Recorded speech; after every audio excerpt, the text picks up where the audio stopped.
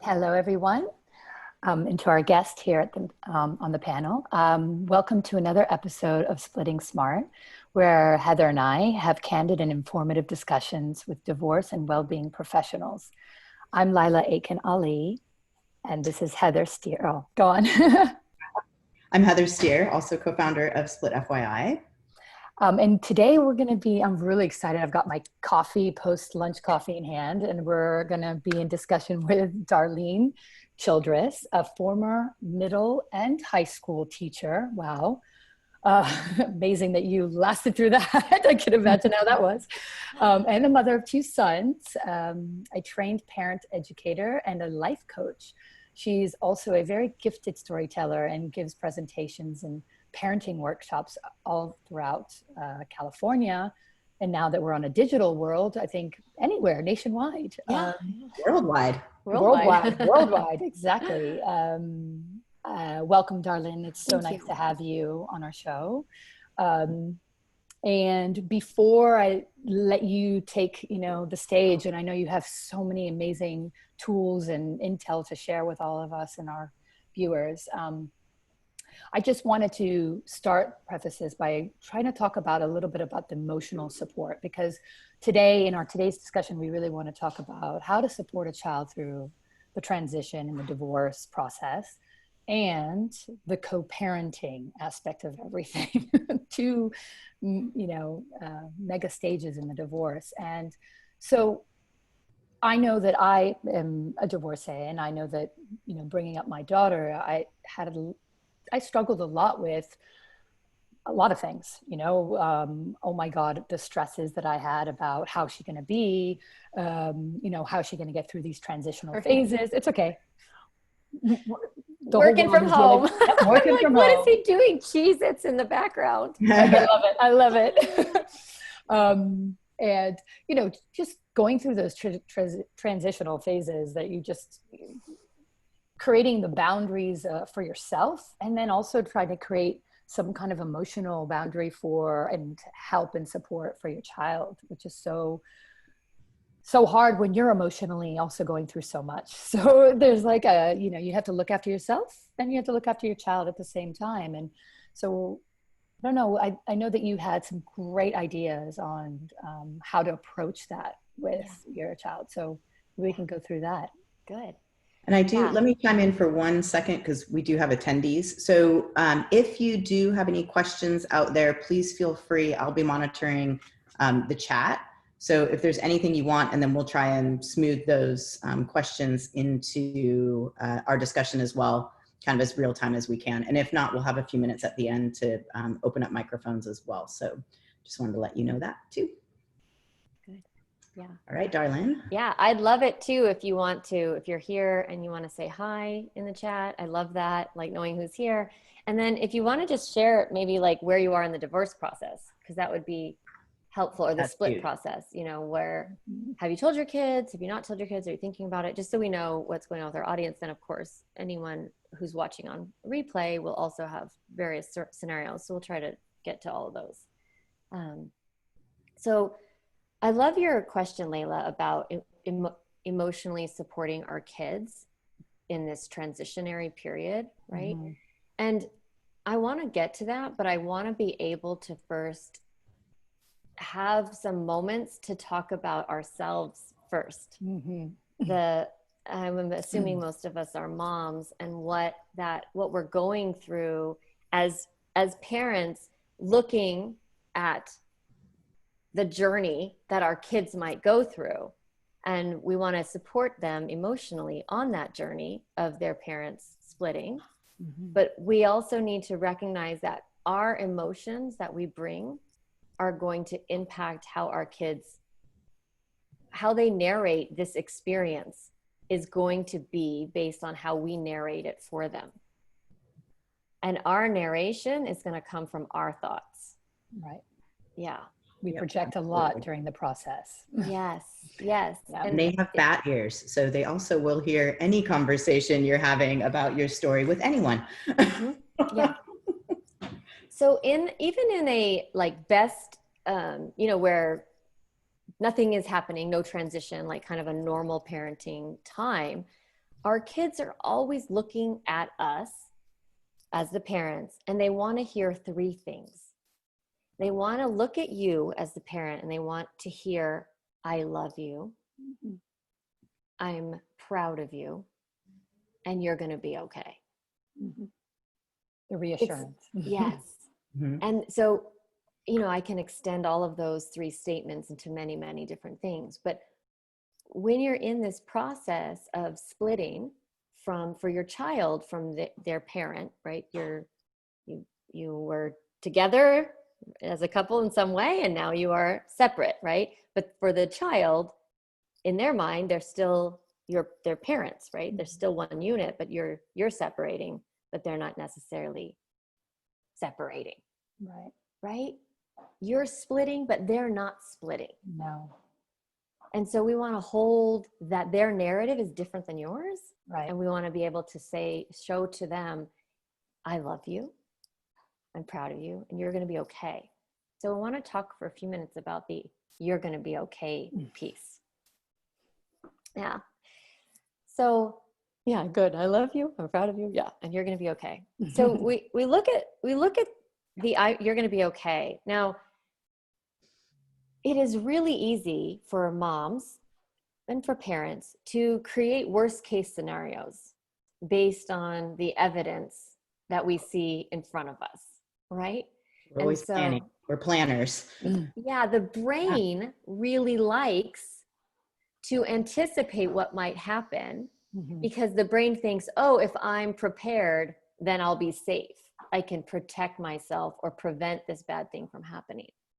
So the brain is really trained to scan for hazards, to look around and figure out, you know, am I okay?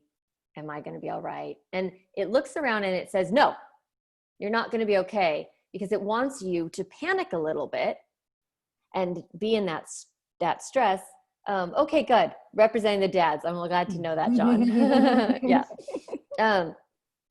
I mostly coach moms, so I tend to talk a lot about mom minds, but of course, all parents want to hold that space for their kids. Like, you're going to be okay. And we want to manage our minds, right?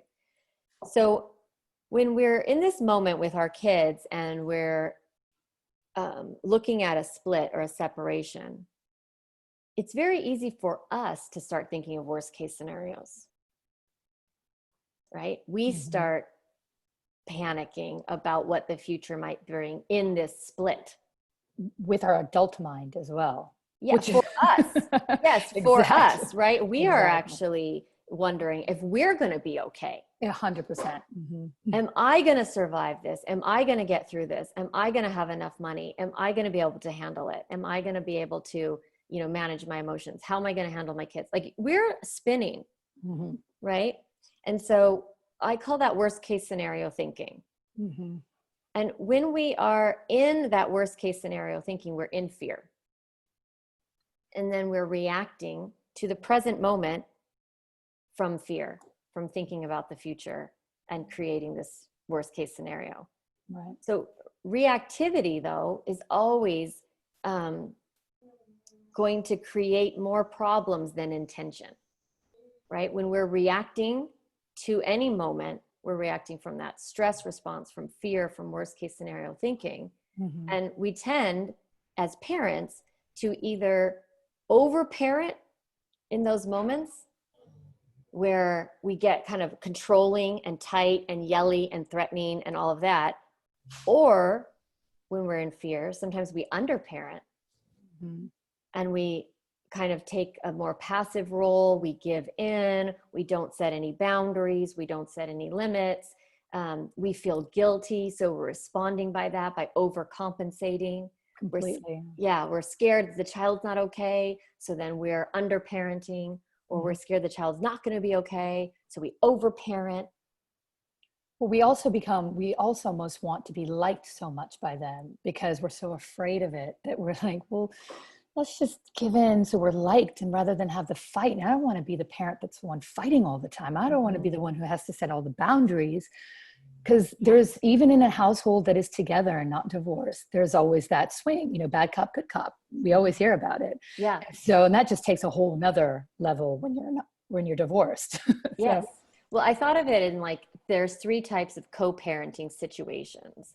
And one is when both parents live together and have made a mutual commitment to parent from a calm, compassionate place. Mm-hmm. So if you're in that kind of partnership, when one person is not parenting from the commitment of calm and compassion, you can tap in and out. Mm-hmm. Hey, honey, do you see, this isn't really working, right?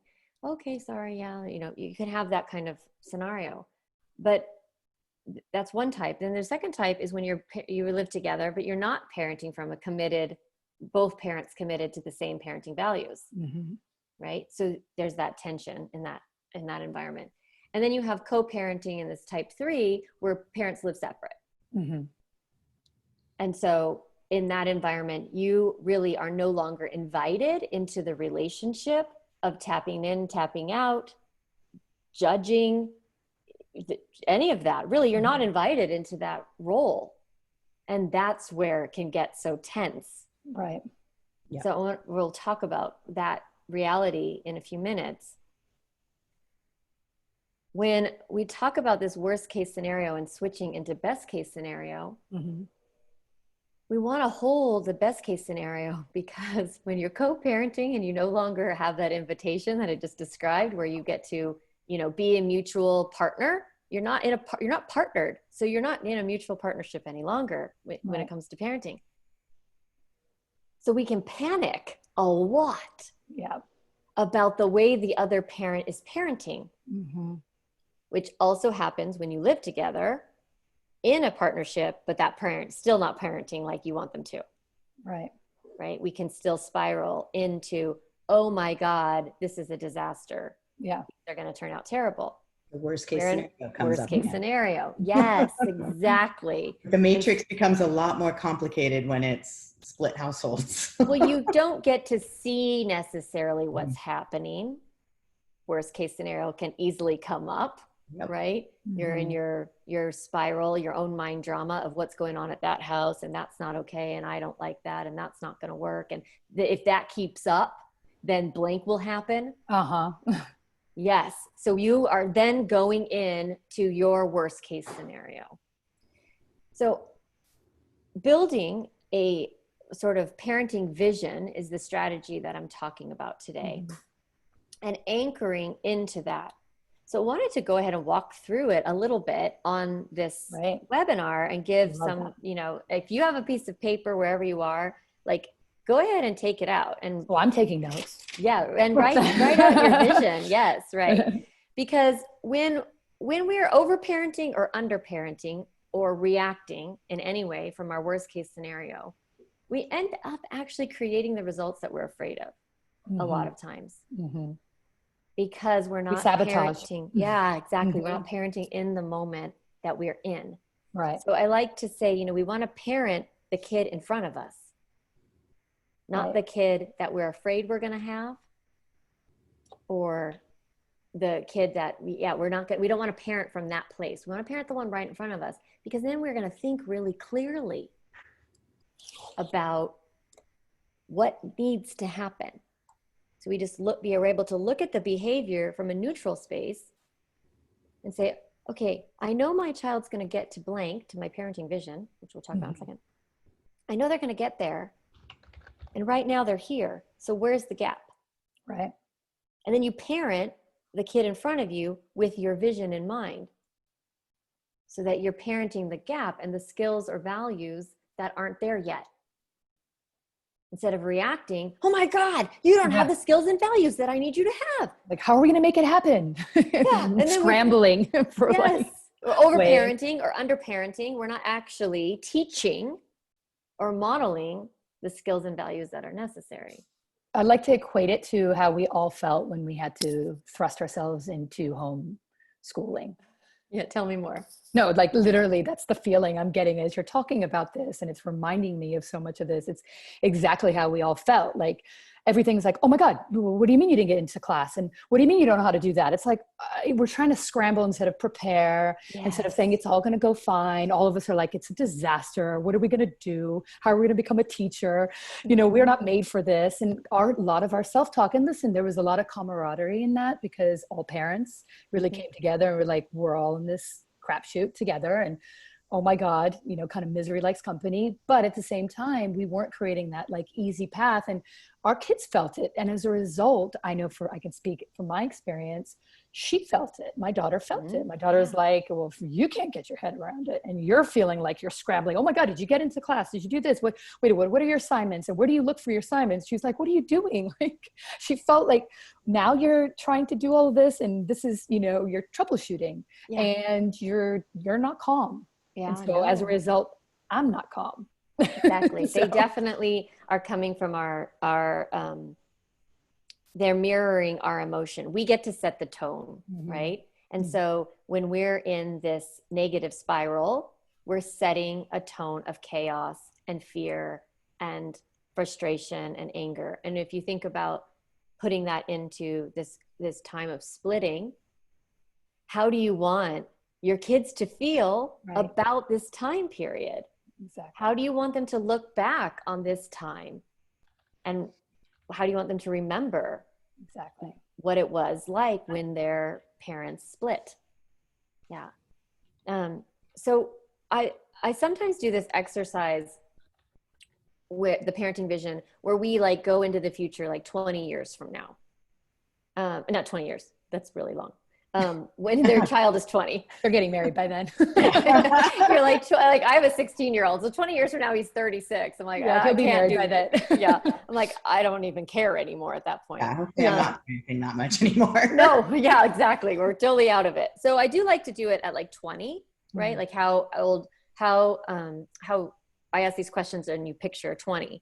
But I'm almost thinking that with your audience, it might be nice to think like 2 years from now, or like some sort of shorter time period when this transition is over. And I don't know what kind of timeline there's different timelines in I the transition of divorce. So yeah, I will typically say it's usually in 1 year increments. Because that gets you through all of the holidays, all of the transitions between school years ending, starting. And a lot is sort of solidified. New traditions are set up over an annual period. And then going into the second year, the dust sort of settles. And but that first year is a bit rocky as you hit for, you know, birthdays, Christmas, Thanksgiving. The first of all of them. Different tradition-based. Yeah, whatever that you makes have sense. religiously. So we want to go past that. Like we want to go into 2 years from now or something. We want to go 2 years for what you're looking at. I think 2 years is a good. Okay, good. All right. Good. So I want you to begin to think like 2 years from now, what do you see in your kids? So how do they feel about the split? How do they feel about the different parents? Like, how do they feel about you? How do they feel about their other parent? What are they thinking? Like, you know, what is it like for them? What do you want it to be like? What's the best case scenario? Get really dreamy and schemy of like, they love both houses. They know where to be at different times of the week or the different times of the, whatever your cycle is. They ace their executive functioning skills. Yes. There we go. That's there good. You go. It's very interesting. Different age groups though step up at, you know, and able to master different tasks. Yeah, which is why often I do it like at 20 years old, like, because then you can really picture it in the future where your kid is like grown.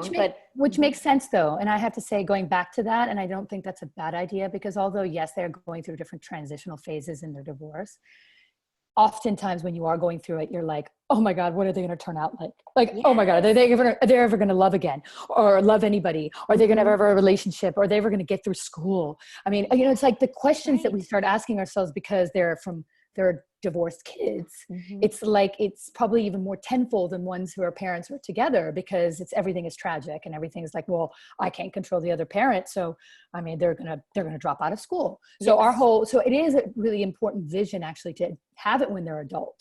Good. Let's just do that. That's what I usually teach anyway. Yeah. Okay, great. So, thinking of your child at 20, where do they live?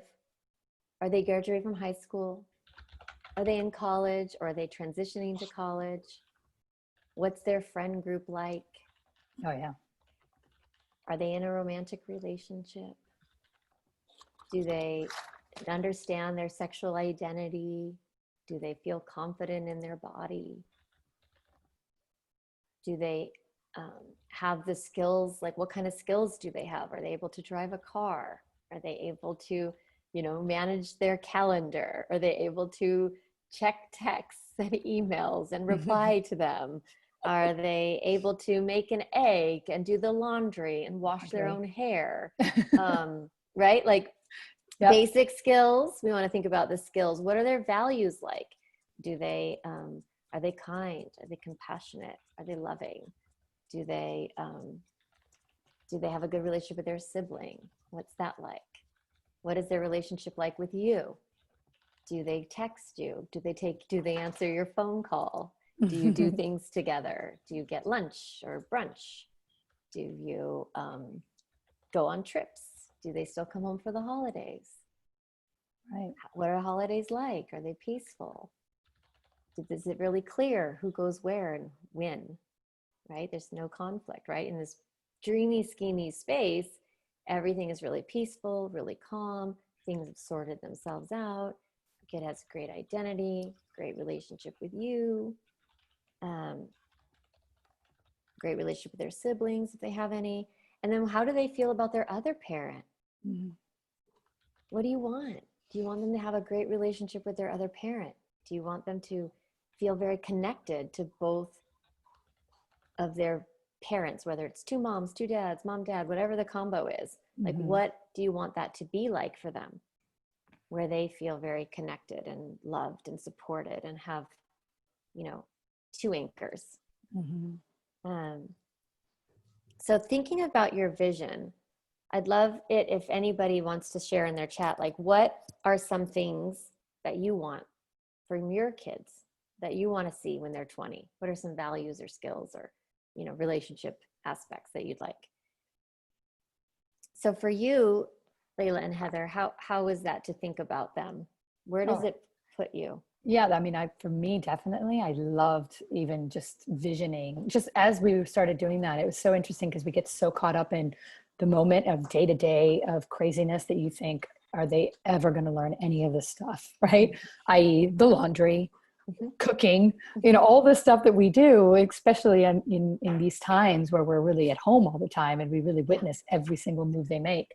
It was really nice. It was a nice visual to really be like, yeah, at 20, I mean, it almost reminded me of what I was like at 20. And I'm like, well, what did I accomplish when I was 20 as opposed to when I was a kid and being looked after, and I'm like, actually, yeah. Like, why wouldn't she be in that same boat? Why wouldn't she be doing her own laundry and cooking for herself, and being empathetic to the people around her, understanding those things. So yeah, I loved the visual. It really was nice. It made me happy. Yeah, it made you feel differently, right?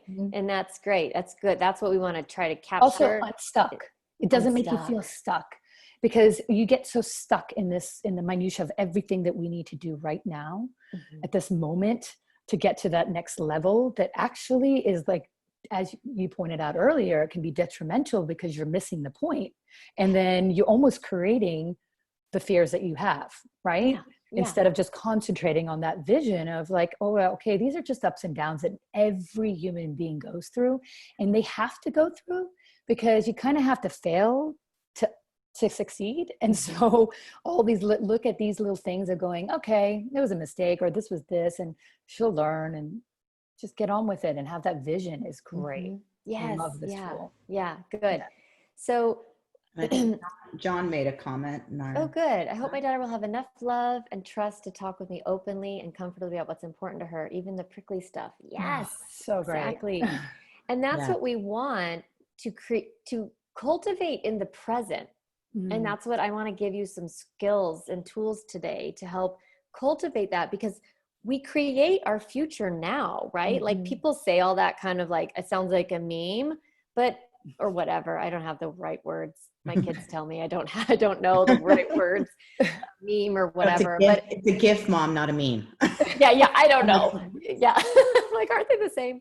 So, but it sounds like cliche, but the truth is that the relationship that you want in the future, you create it now, or you at least create the pathway to it for your daughter or your kids, because we want to be able to say, this is how it will be for you to be in a relationship with me. Right. This is who I will be. You can count on this person to show up in this way all along. We don't get to become different people when our kids turn 20 and have a different relationship. No. Parenting is a relationship. It's not a role or a job. So true. Yeah. Although we look at it as one. Sometimes. Yes. And that we are attached to the outcome, that our children's behavior is our job or our responsibility, and how they present themselves in the world is a reflection of us, at how well we did at our job. So when you get into that vision and you go, you know what, my kid's going to be fine. I already did my job. Right. It's great. Space. They are going to learn it all. It's going to be, I'm done. Like, they're going to be fine. And all that I have left now to worry is the relationship. How am I showing up? What am I presenting? And this is really helpful for parents going through divorce, because it can be so difficult. We want to control everything and curate and it's very scary to separate and trust that your kid is going to be okay when they're with the other parent. Right. So true. But when you're anchored in your vision and you're like, they are going to be just fine. They're going to be great. All I need to do is create a great relationship. My only real job is to communicate, I love you, I'm proud of you, and you're going to be okay. Yep. And when I'm in that space and I see a gap, I see someone who doesn't quite know how to wash their hair completely, right? Or continually doesn't quite understand how close the laundry needs to get into the hamper, not just like near it, right? We can then be a little more neutral about those moments and just see them as skills, right, that they haven't learned yet. And we don't need to panic. Right. And so that's what this tool really is about. It's about helping us feel the way that we want to feel as parents. That this parenting vision is really about us thinking thoughts that help us feel differently so that we act differently, and then we get the results that we really want. Yeah, it's like living it already. It's already living that relationship, and already living that relationship with your 20-year-old means that you're already having that relationship now. So it makes a lot of sense, actually. And it just reminds me of, all the stressors that I know I have gone to, and Heather and I talk every day, and I know she can speak for herself, but we both go as moms, of our daughters. It's like, oh my God, like, why can't they just get that? Why can't they do that? You just sit there and you stress yourself out about it. But at the end, everybody learns in their own time, in their own way. And if you provide that love and support, as you're saying, and not that anger and frustration, because the more that they see that, the more they feel like they're failing. Yes, they internalize that something is, I'm not okay. Right. I'm not going to be okay. I'm not okay now. My future looks terrible according to my mother or my father. I look in their eyes and they're terrified of me in my future. So crap, they're the ones who know me the best and love me the most. And if they're afraid, I really should be very afraid. Right. And it's, it's hard though, when I love this vision for me has actually given me a lot of calm I have a teenage daughter, and, definitely pushing away or kind of she's exploring the world a little more than probably what her father and I would prefer her to be doing right now. And, but it's challenging when you're dealing with another, you know, a co-parent where I can't sit him down and have that vision boarding discussion with him. Like we're not totally in that place all the time. Occasionally we get there, but it's, you know, it's more difficult going across households and setting that tone. And depending on where she maybe crosses a line, whether it's at my house or his house, and then us coming together to have those discussions with her. We try our best, but you know, I think there is, it's reacting from fear, happens unfortunately more often than not with divorced couples. And I'm many years out of my divorce. So it's been interesting. And I think I'll bring this conversation up with him though, and say, I think we need to do this. Yeah. Together. I have something to give to your audience. This is parenting vision toolkit, right? So that they can, you know, do the exercises, and it's really great. You can offer that to your ex or your Co-parent. You know, well, so it's tricky with the co-parent concept. Like I know that's a thing that people talk a lot about in the divorce world, and I don't know how true it really can be when you're not in a partnership, right, to be co-parenting. Right. I almost think for some families it creates a false, like a false possibility. It may be possible, but there are parents who live together who do not co-parent. Yeah. I bring that up to a lot of people. I always think of it as like you're riding down railroad tracks on two unicycles. And occasionally, like you kind of get a little off kilter and you're way more wobbly together, and then you can kind of get on the same path. But it requires a lot of coordinating when you're in two divorced households, right? That sounds like impossible. A unicycle on a railroad track. I'm terrified.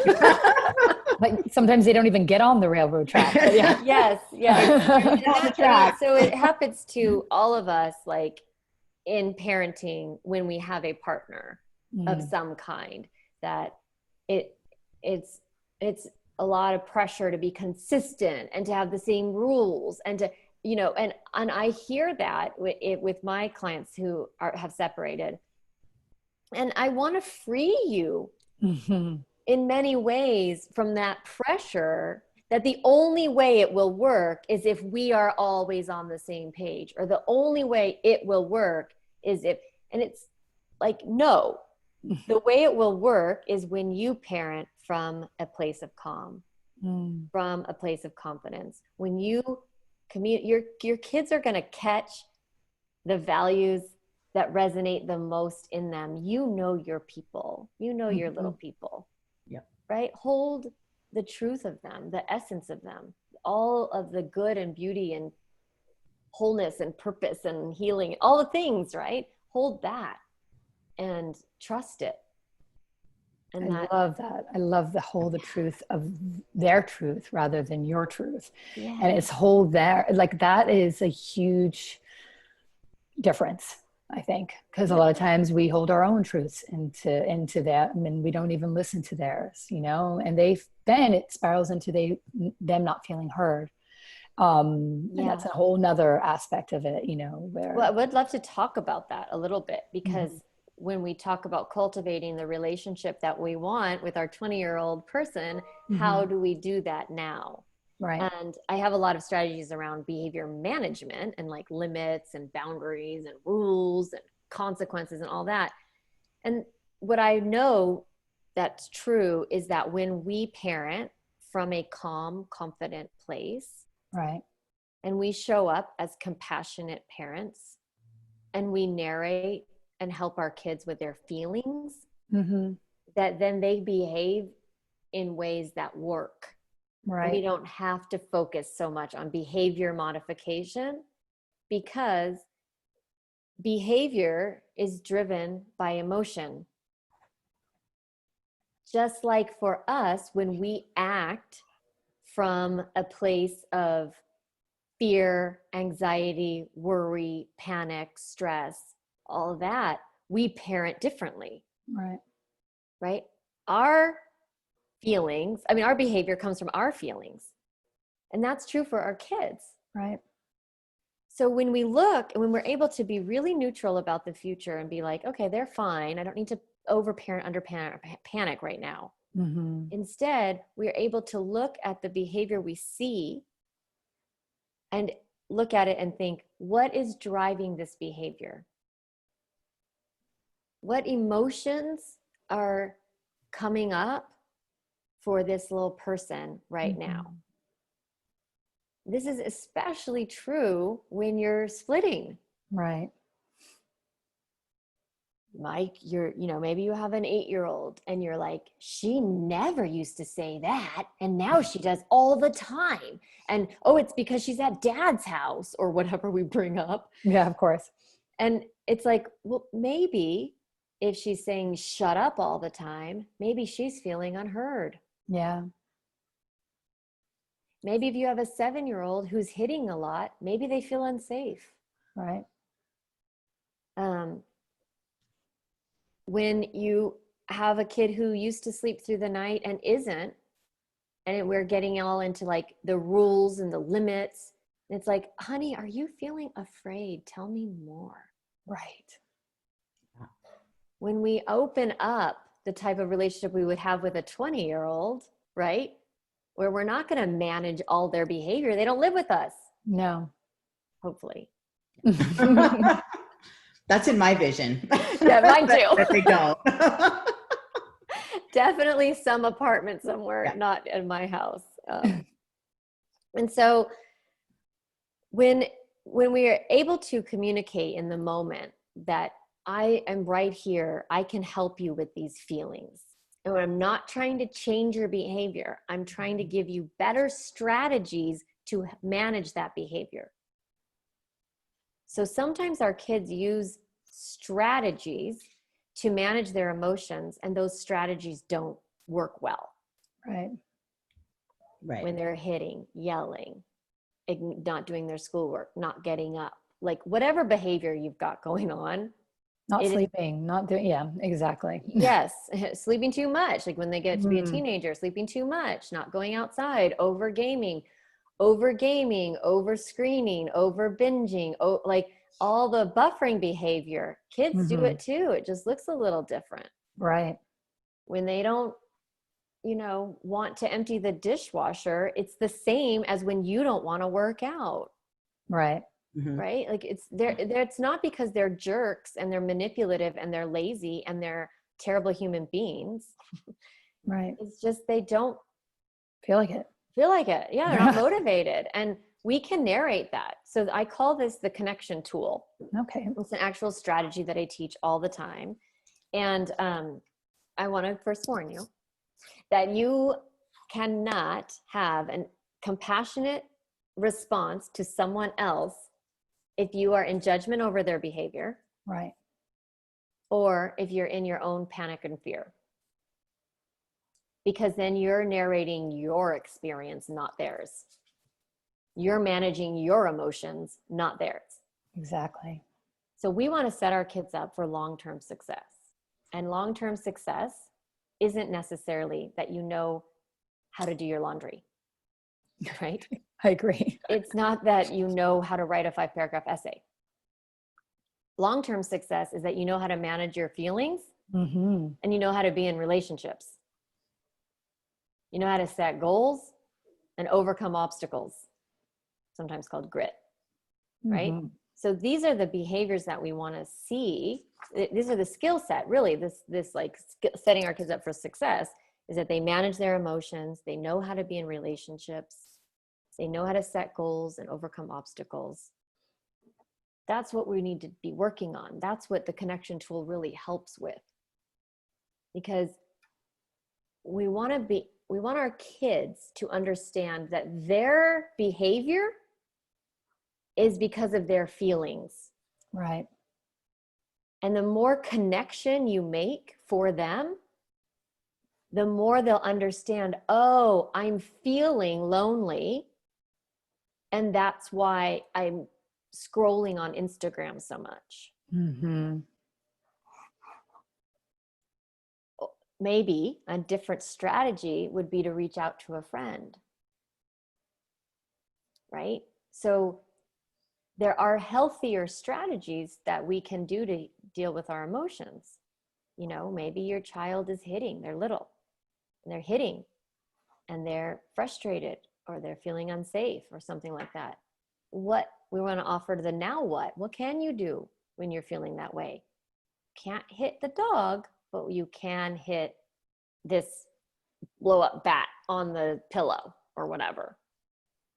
So the connection tool is sort of the three parts. The first one is narrate.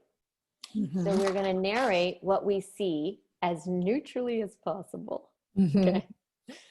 So we want to be able to say, I see your hand on the dog or whatever. Like if they're like hitting, right? Even trying not to use the word hitting. It's like, you know, you can, like, I see you hitting the dog. Like, it's okay. But if we can be really neutral, because the word hitting brings up stuff for us. Mm-hmm. I heard you say stupid. I see it's 9 o'clock and your Zoom started at 8:45. That's mine, like every day. Right? We're trying to be as narraty as we can with like neutrality, right? So we're just narrating what we can see or hear. Mm-hmm. And then we make a guess. It's a guess. It's a question. I wonder if you're feeling blank. I wonder if you're feeling annoyed. I wonder if you're feeling sad. I wonder if you're feeling hurt. I wonder if you're feeling frustrated. We're going to just name the emotion that they might be feeling. A couple of warnings with this. We want to try not to say, you are feeling blank. Right. Because no one likes to be told how they're feeling. I don't know what it is. It's like, it almost is like an affront to us. Like as humans, we're like, no, feels like an tell attack. me. Yeah, don't tell me how to feel. Yeah. Yeah. It's a question for a reason, because this is an invitation into a conversation. Right. We want to ask our kids, I wonder if you're feeling blank. We want to offer in a question, and then they get to decide yes or no. Either answer's fine. Mm-hmm. There's no outcome here that we need. Our only job is to make an attempt to connect for them. The other warning is to not use tired and hungry. Parents love to describe physical sensations and think of them as emotions. They are not. Like, are you hangry? Yes. Yeah, my daughter says it all the time to me when she answers you. back. To me, when she answers me back, I'm like, that was really not nice. And she's like, I'm hangry. I'm like, oh, this is now your excuse. Mm-hmm. Well, it's not an excuse. It might actually be a genuine communication. Yeah, well, she's hungry. Yeah. Yes. That too. And so it's, just really getting out of like, we don't need to judge behavior really ever. We just can use it as a form of communication of an unmet need or an unexamined emotion, right? Right. Mm-hmm. So, but avoiding physical sensation is important because for some reason it drives kids absolutely bonkers when we talk about their physicality, hungry and tired specifically. Especially little ones, they're like, I am the last thing in the world they ever are is tired. Right. Never tired. No. Never. It's offensive. So we, don't say hungry and tired.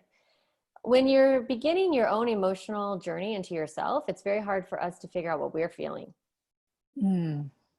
So this invitation that I'm offering to you is to become an emotional coach to your kids. But if you are not really a great emotional coach to yourself, if you have a lot of behaviors that are being driven by unexamined feelings, it's going to be really hard to use this tool. So when we talk about helping kids through divorce, it's really, we have to like empty ourselves of our emotions and our experiences and our narration and our fear and for ourselves and step into our kid's head. Right. Which is so hard in the middle of a divorce. As we all know, when you look at that, the roller coaster of kind of the grief world of the wash cycle that you're constantly getting thrown into, where one day it's fear, one day it's anger, one day it's hope, one day it's depression, one day, I mean, it's, you know, you never know kind of. It's a spaghetti of emotions that you're dealing with, and sometimes like 2 or 3 at the same time. It is really difficult to compartmentalize that. But it's essential to do that. And I mean, only because your children do feel everything. And they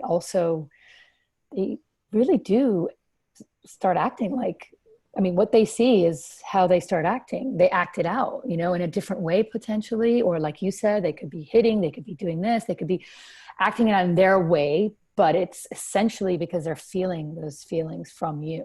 Right. I love the phrase acting out. It makes me so happy when parents use it, because I'm like, yeah, they're acting out what is inside. Yeah. They're like literally performing it for you. They're acting it out. And it's so helpful if we can view it as an expression of what's going inside, as a clue to us of what they might be feeling, rather than they're bad or they're misbehaved. It's so true. I mean, we all do it as adults. I mean, there are moments where I'm just like, oh my God, you know, I'll just get a punching bag and I'll punch it because I need to act. I need to get that anger out in some way, you know, or maybe we'll have a great chat as women we do with our girlfriends, and we get it out in our conversations, which, you know, kids don't have that vocabulary and that extensive vocabulary and even understand how to articulate their feelings so much. So we say narrate, name, and then the last step is now what? Now what? And so we're going to be able to look at our kids and say, now what? What do you want to do with these big feelings?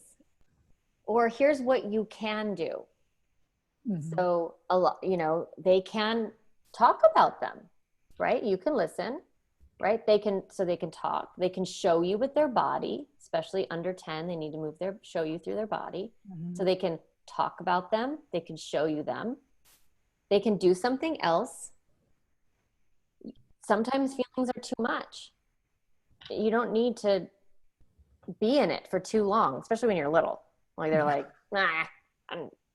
they just go play, do something else. That's okay. Yeah. Right? We're acknowledging that there's an emotion. We're explaining why, you know, like this behavior is because of your feelings and this is what's happening, and that's okay. Your feelings, you're showing them this way.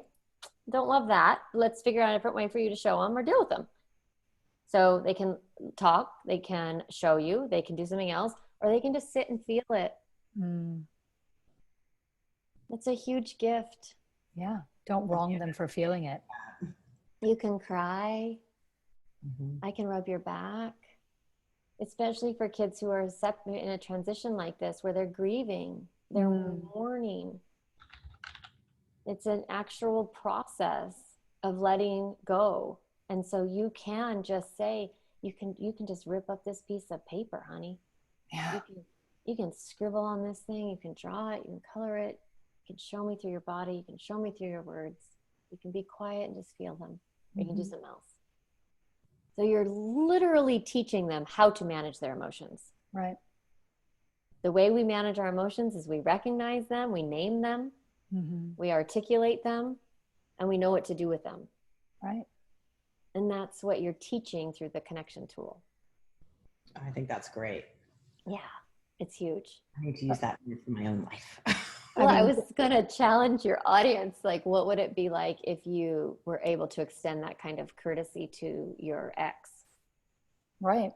Like to be in a true compassionate space where that person, they have their feelings, they have their emotions, and they express them the way that they express them.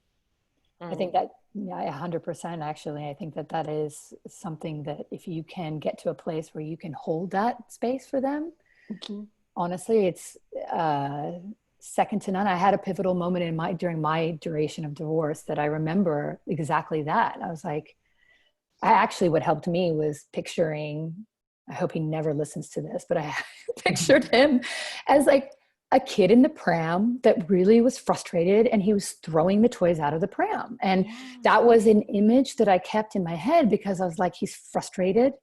you know, as a dad, he felt like maybe he didn't, because my daughter was really young in the process and a lot more needy of what I was giving her, i.e. breast milk, this and that, you know, all those things that he couldn't give her.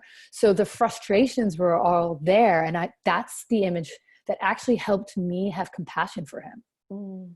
That was that moment that I was like, oh, if I really think about it, it's like that kid who wants something and he wants that connection or he wants whatever, and he's just throwing things at me out of the pram, right? Yeah.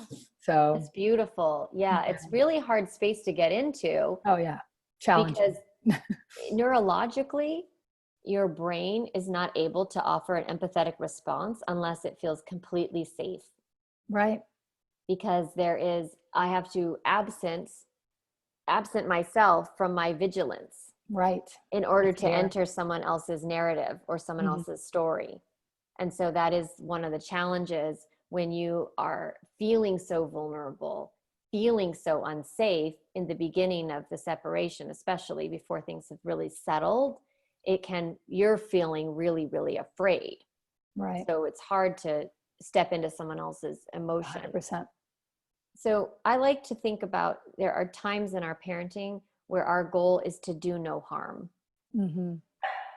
That sometimes we can't offer a connected response. We can't be in a connected emotional space with our kids because we're too busy managing our own emotions. And so in that time, it's okay to just delay a whole bunch of stuff. Yeah.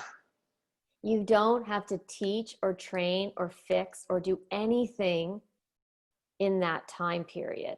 Right. That there is lots and lots of time to fix any bad habit, especially when you anchor into your vision at 20. Right. You realize you have plenty of time. Yeah. So delaying looks like not yelling, not criticizing, not shaming. Just be quiet. If you can't be compassionate, just stop talking. Yeah. I love that. Okay, Darlene, like I can honestly, I think Heather and I both could talk to you for hours and hours about this. And I think we might have to do even more, you know, chats around this, because it's probably one of the most important things that, you know, when people are going through a divorce and they have children, I mean, this is honestly the most important thing, because, you know, it's our story. A divorce is a grown-up story. It's between two people who decided to get married. Children had no say in any of it. They didn't have any say in the divorce. And it's really important to be cognizant of, like, you know, what our actions, what we're doing, how we're looking after ourselves, how we're thinking, how we're allowing and creating this space for our children to just be and, you know, and grow. And there is no rush. This isn't a sprint, you know, life is never a sprint, and things can change from one day to the next. If anything this year has taught us, God, oh my God, you know, and, you know, things change. So even if you have a plan that your child should, you know, be top of the class and do this and have this all done and, you know, be cooking food by the age of 11, whatever. I mean, you know, even if you have all these strict ideas about it, you know, well, anything can happen and things change, you know, so let's just breathe and breathe with our kids and enjoy them. Because sometimes I always look at her and I'm like, my daughter especially, I was like, wow, I need to really enjoy more of this, that laughter, that funny little kid humor that they have, and instead of worrying about if she got her homework done. Right. Does it really matter when she's 20? Right. Because is she going to remember anything she's learning right now? I mean, let me tell you, I think I remember 2% of it. So, you know, in the end, in the grand scheme of things, it's always having that. I love the vision. I love you know, these tools that you've given us today are just, wow, amazing. I mean, I'm going to go back, listen to this podcast and listen and literally take down more notes. I've been taking notes frantically. I think this is a great tool for even giving your ex, you know, or having them listen to it. Really enjoyed this conversation, honestly. Well, thank you for letting me be here. Oh, please, anytime. I would love to have you even again. And it would be great if you tell our audience and our community how they can get in touch with you, because I know you do one-on-one, which is fantastic. So if you could just let us know, and we'll write it down in our show notes. Great. Yeah, my website is the best place to start, and that's my name, Darlynn Childress. So which is spelled Yes, it's DarlynnChildress.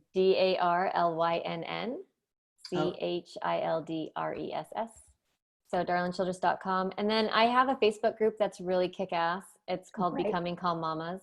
Nice. I love that name. Yeah. And it's a great community of women, very loving, very supportive. And I'm on there every day giving parenting strategies. Becoming Calm Mamas. Becoming Calm Mamas? Uh-huh. Becoming Calm Mamas. I love it. Yeah.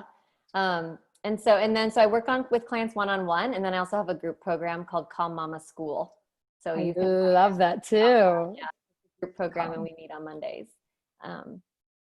Not Well, hot mamas, calm mamas. I was like, that's. I love it. That's a different group. Where's your head? Where's your head, Heather? Becoming hot mamas. We're not talking about dating right now. This isn't the dating conversation. Goodness, hold on. Becoming calm mamas. But we're gonna share it with we might get hot. We might get hot too. I mean, we'll put links in the tags when we post this. There is evidence that shows that when you're calm and a great state of zen, you do give off a lot more of that hotness because all your features have calmed down. You're not tight, you're not rigid. So you do attract. People are attracted to people who feel great about themselves. For sure. Yeah. Your kids are going to be attracted to you. They're going to want to be with you more when you feel great. And not scared. Yeah. But we're going to share it with our group anyway, and we'll share it on social media. But I think if anyone out there, Darlynn is just, she's got it down. She's got it down. All the years of experience as teacher, mama. I love it. I love it so much. So thank you very, very much. Thank you, Darlynn. Yeah. All right. Bye.